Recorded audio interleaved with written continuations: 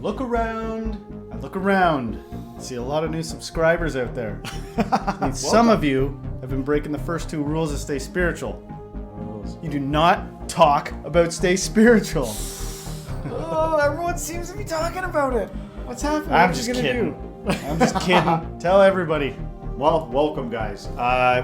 We are going to be doing a reaction to a request, another one from Dharma Speaks. This one is entitled Hinduism, Understanding Image and Temple Worship. Cool.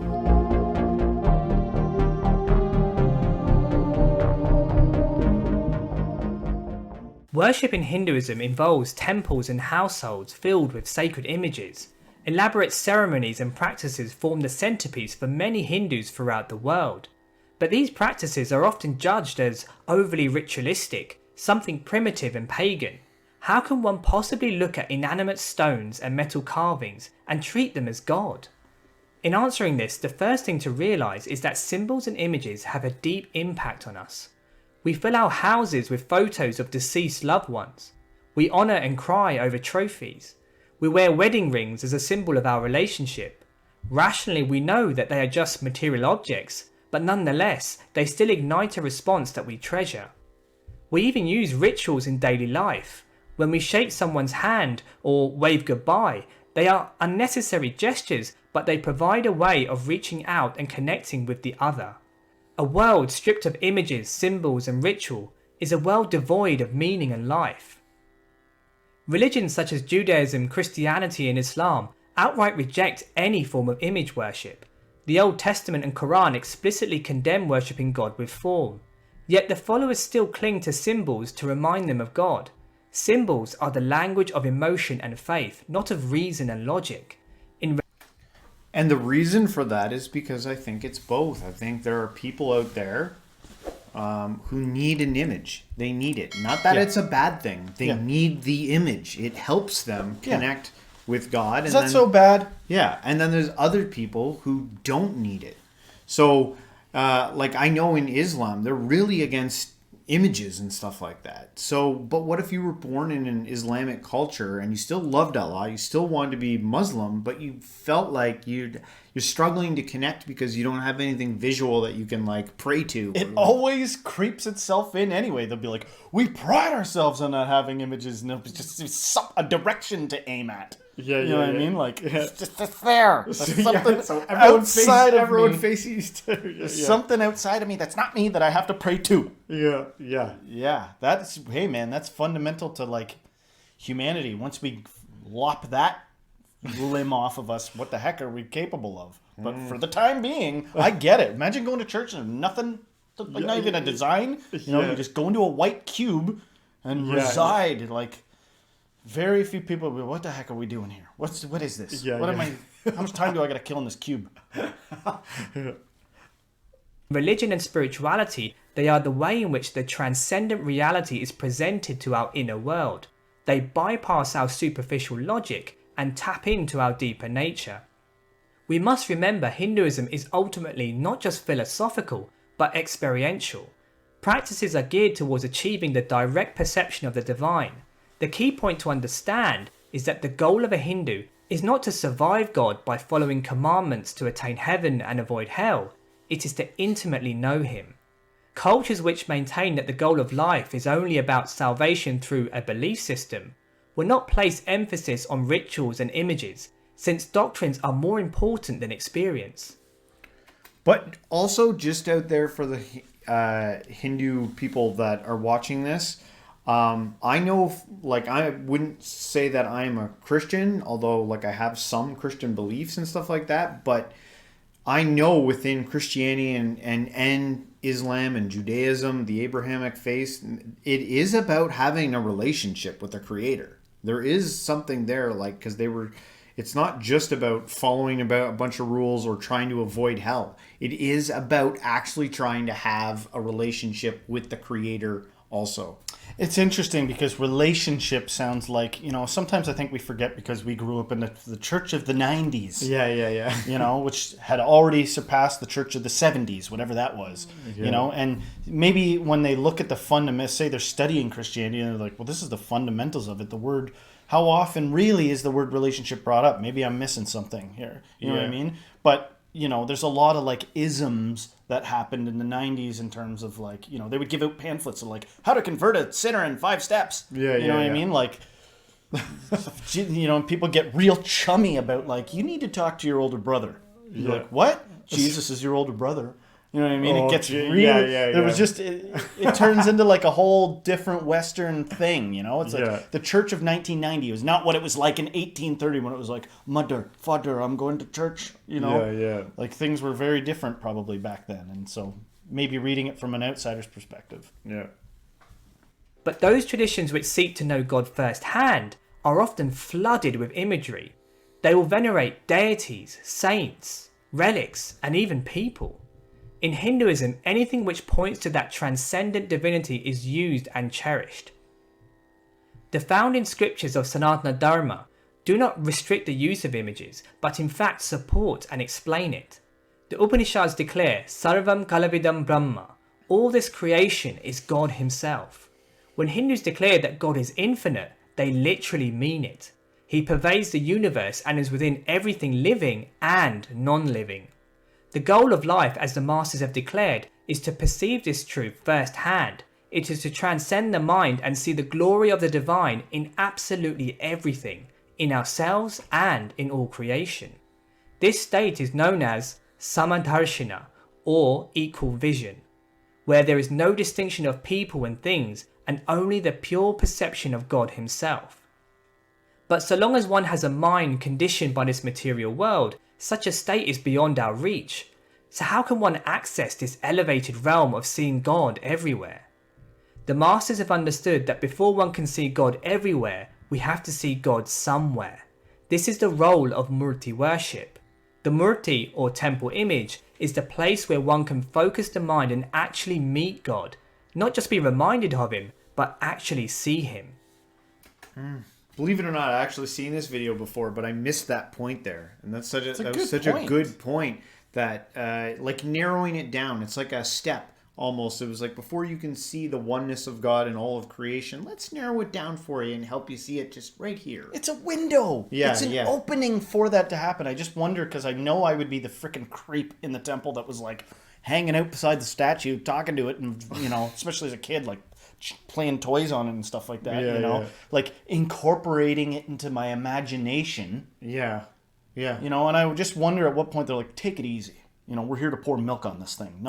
Didn't go any further than that. I'm like, well, then you reclose the window again. Just shut. Unless I can like take it out on my skateboard and like, you know, do all kinds of stuff with it. Turn it into a theme park. And ride the, you know, Buddha coaster. Yeah, and you know what? That closeness you're talking about, maybe part of that is why, like, I think correct me if I'm wrong, but in some Hindu cultures, they have, like, these little temples in their home, like with the statues in their home that they do stuff with. Maybe that's a more personalized thing that, like, you know, they spend time interacting with it and they do stuff with it. And if you allow your imagination, like, you know, we all have our gifts, man. And sometimes I think maybe I got, like, a bit of an overactive imagination. I can imagine all kinds of cool stuff. When I see their temples, I'm like, I just want to hang out in there. It looks neat. It looks neat and cool, and you know. But I just wonder, you know, where that cutoff is, and people are like, it's not like that at all. It's not how you're saying it. It's just a thing that you feel kind of awkward around because it's God in your house all the time, you know, and you're a little bit frightened of it. But you pour milk on it 3 times a week so that it makes you not get polio. You know, or whatever. I don't know how, you know, the extreme... That just seems kind of really surface. Like, not... I think maybe... I'm sure maybe the more connected Hindus out there might be like, yeah. I bet you they're saying, like, you're probably more right than you think you are about it. About that closeness with it. Yeah. Rather than it just being something that's, like, distant and far away. It's supposed to be close. Something that you can look at. But it's like freaking artistic to me. There's so much art everywhere that, like, okay, if you go into a Christian church, you'll see stained glass windows. And sometimes, you know, there's a certain sect of Christian or Catholicism where they've got like walls where there's little pockets where you can see, and it'll be like a deified, you know, like a saint or something. And they'll have their own little, on an ornate wall. And you're like, this thing is a freaking thing of beauty. And they're like, yeah, but it's a pain in the butt to clean. You know, and there's like people like cleaning it and, you know, keeping it orderly. You know, and I'm like, I don't want to have any responsibility for it. None. I would not want to keep that thing in my house. I would not want to dust it, but I want to go look at it. You know, and people would be offended by that because that's called fetishization. They're like, you're fetishizing my cherished beliefs. Yeah. But can't you see how much joy I get out of not knowing the whole picture of this thing and instead being mystified by the like confounding, you know, I feel like sometimes the joy is ripped out of things. Everybody should change religions for a week. Switch up your religion. If you're a Buddhist, go be a Christian. If you're a Christian, go be a Hindu. Yeah. You know, because you'll see the fascination in it again. Yeah, I hear what you're saying. Yeah. Crazy. I know. I hear what you're saying. Paintings, statues, and ornaments can be useful decorative features which can prompt us to contemplate on the divine. But the Murti is not just a statue that reminds us of God, it is God. A Hindu can make this statement not only because everything is divine, but also because of a ceremony called Prana Pratishta. Through a series of ritual steps, prayer, and mantra, ancient rishis have laid down the process of how to invite the presence of divinity to reside in the image in a concentrated, focused way. As soon as this is done, the inanimate stone or metal statue is transformed into the deity itself. It is suffused with the energy and potency of divinity. Theologically, this ritual is explained again in the Upanishads, where it is said, "That is full, this is also full. From that fullness comes this fullness.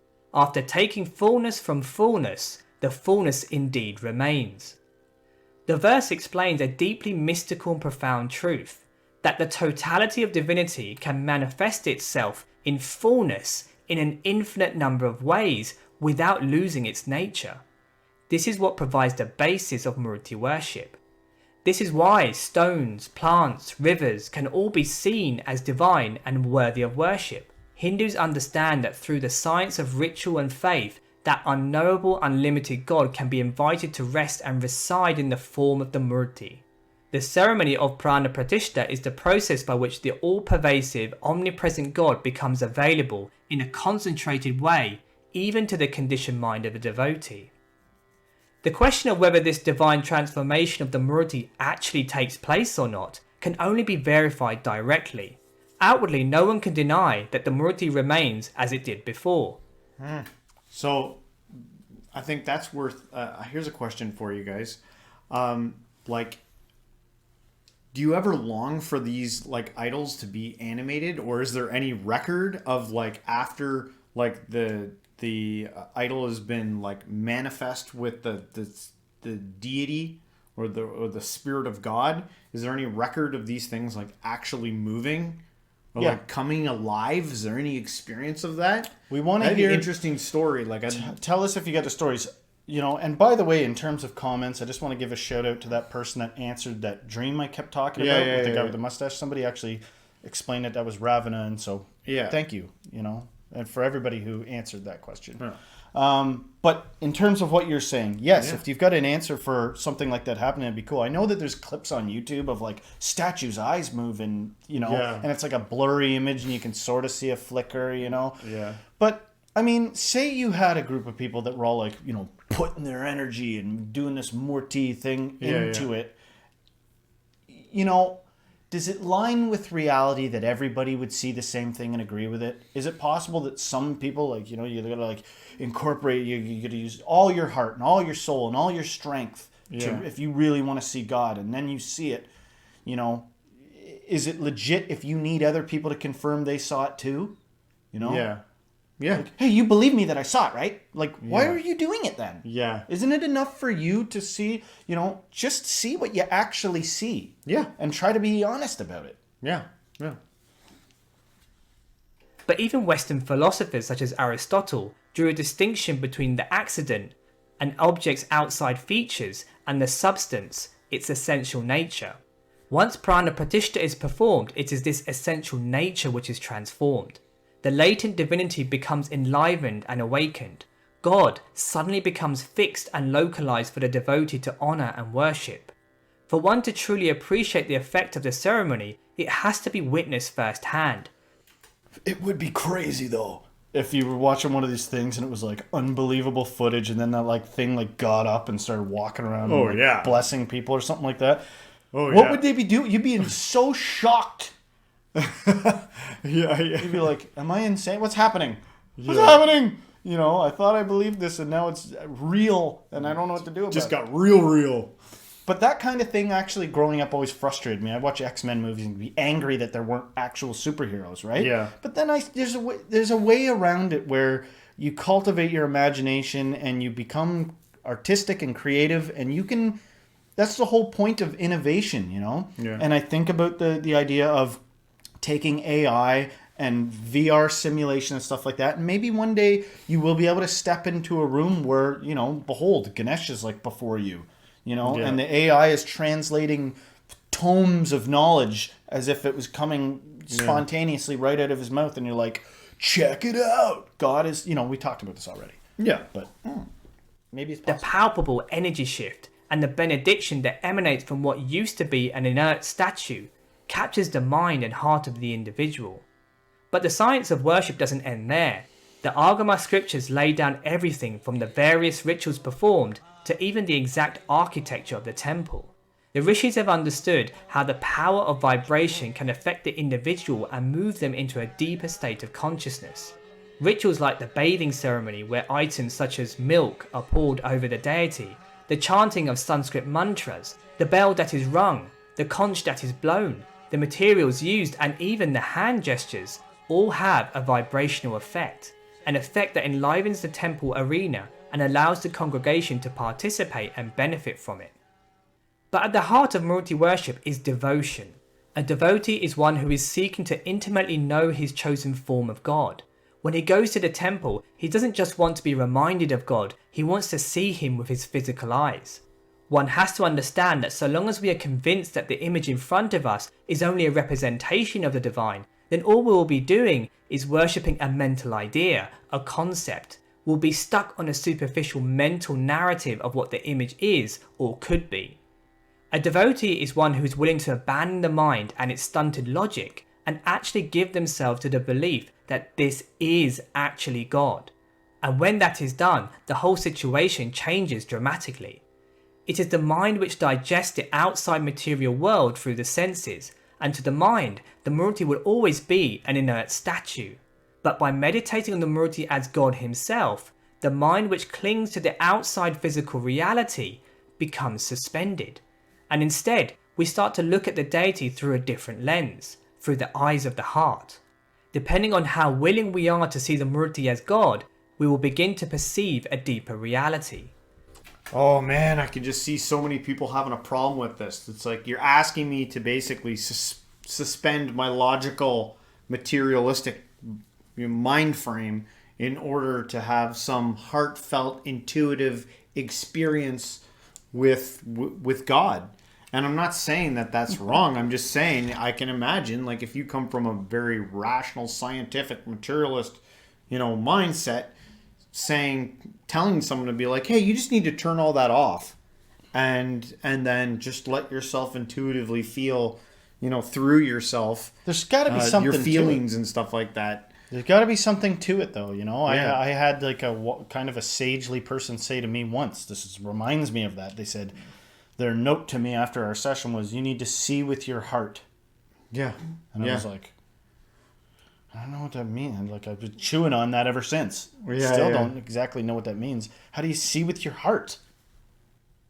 If anything, maybe the only thing it's indicating is like, oh my God, you're so like mind oriented. Get the hell out of your mind. Yeah. And as we've learned with pursuing enlightenment, it's like you can't sweep the darkness out of a room with a broom. Like, you know what I mean? You can't.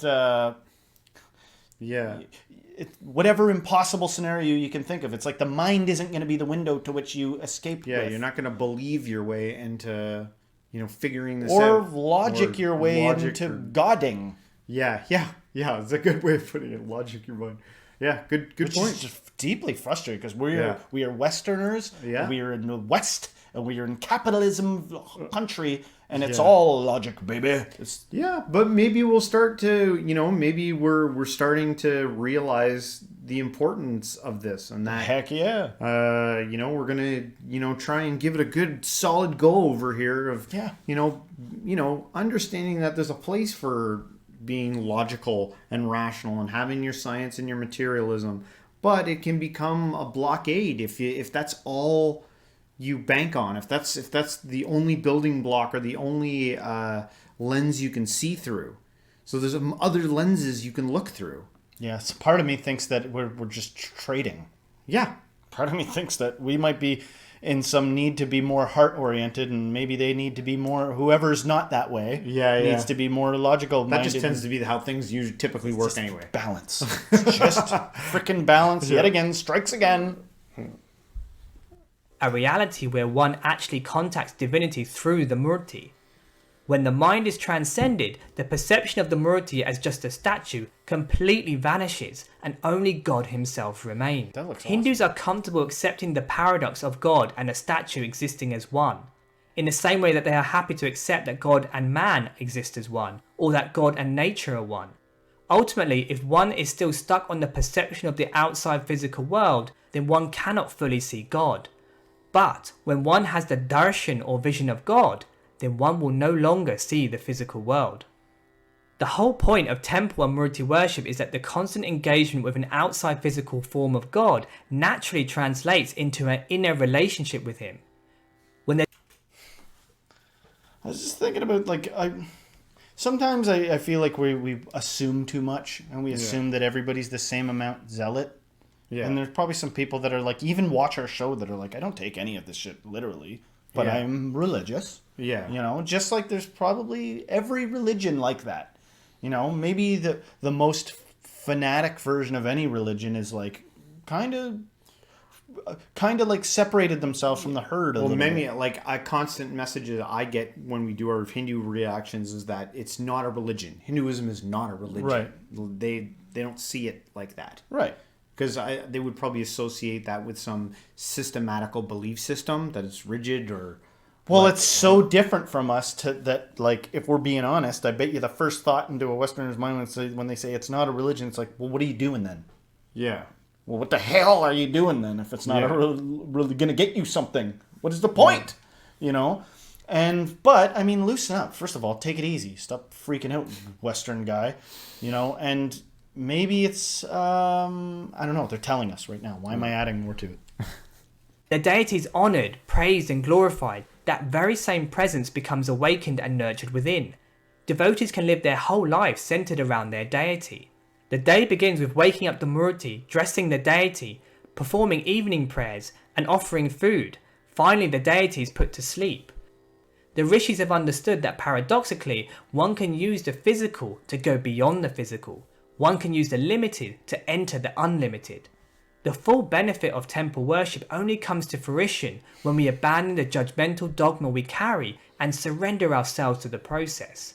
To see and serve God who resides in everyone can be difficult. People are fallible, and to perceive their eternal divine nature is challenging to the mind.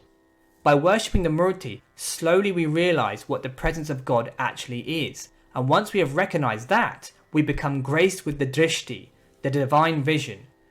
As this grows in depth and intensity, that same drishti allows us to see God in every living and non-living thing. But it would be a mistake to maintain that worship is simply a means to an end. The devotional masters who possessed the highest states of realization never abandoned deity worship. They carried on performing rituals and saw to it that even more temples were established. They showed that worship was not only the way, but also the goal of life. They demonstrated and taught that so long as we have a form and a sense of individuality, then devotion and service to God never ends. It only grows in its beauty and enjoyment. There are many who propose that we don't need temples, that spirituality is about going within, not about external superstitious ceremonies. But this is a huge mistake. God is not just about quiet introvert contemplation. He is about celebration and love for life. The temple is a forum for communities and like-minded individuals to gather together. I was noticing this right away. The community, everyone looks happy. Yeah. And they're enjoying this. Yes. Something that I think that, we could use a little bit more around these parts. Yeah. Some of this community that you guys do. Because I think it's a lot harder to be negative to your neighbor or do something bad in a community of people that you love. And when people take care of each other and, and then when everyone's on the same page, there's something, helpful and beneficial to that, I think. Center their life on spirituality. Philosophy can feed the mind and give the illusion of spiritual progress, but a spiritual path devoid of grace is like a car without an engine. However great it looks, it cannot go anywhere. Murthi worship plays a critical role in anchoring this grace. It is this grace that breaks down illusion and allows us to progress spiritually. It shifts the temporary physical world to the background and brings a transcendent God underpinning all creation towards us. The Murthi is the place where one can serve God, where one can praise Him, where one can see Him, and above all, where one can be seen by Him. Many thanks for listening. Another great video by Dharma Speaks. Yep. Very informative. I actually learned quite a bit there about the whole system. I really liked the idea of that, like bypassing the logical mind there. I'll tell you the only issue with it. It makes actually logical sense, oddly enough. That in the part where they said by looking at this thing as if it's a god, you make it a god. You know what I mean? Yeah. By you create the graven image, you worship it, you adorn it with things, you treat it that way, and then you're manifesting the godness out of it, making it real. The only thing is, I would say, behold some kind of weird chaos magic. It's like, well, couldn't I not do that with anything then? Could I not be like, this is the hand of God? It is miles long. And, on it there's a planet each. I have this ability. I can imagine planets rotating on each finger, and in my mind, picture it seamlessly. Yeah. And so I got to assume that some people, the way they do things is because they're not a freak like me, and because they've got some normal way of doing things, and this is just how normal people do it. One last thing I was thinking about, some of those statues were pretty blinged up, man. Oh, they were diamonds. Yeah. And I was like, do you guys ever what's the consequence for robbing an idol stat, a god? I bet you snap. I'm curious what the consequences. Do you have to have guards at your temples to block people from raiding? Because I bet you there's you couldn't do that here. You couldn't have a cross made of gold and diamonds sitting in a local church and it not have a 24/7 security guard. Yeah. Someone would have because churches have been broken into for guitars. Oh yeah. So you couldn't have a diamond gold cross. There's passages written about that very phenomenon. What do you do when you're freezing to death and all you've got next to you is a Buddha statue made out of wood? Yeah. You burn it? What happens if the whole village is starving to death? Do you sell the gold statues gold? Yeah. Or is that you just brought 70 more years of hell upon your ass? Yeah. Good question. Yeah. But anyway, another long one, guys. We enjoyed this, please. And if you liked our reaction, please don't forget to hit the like, subscribe, share this with a friend, and everyone. Until next time, stay spiritual.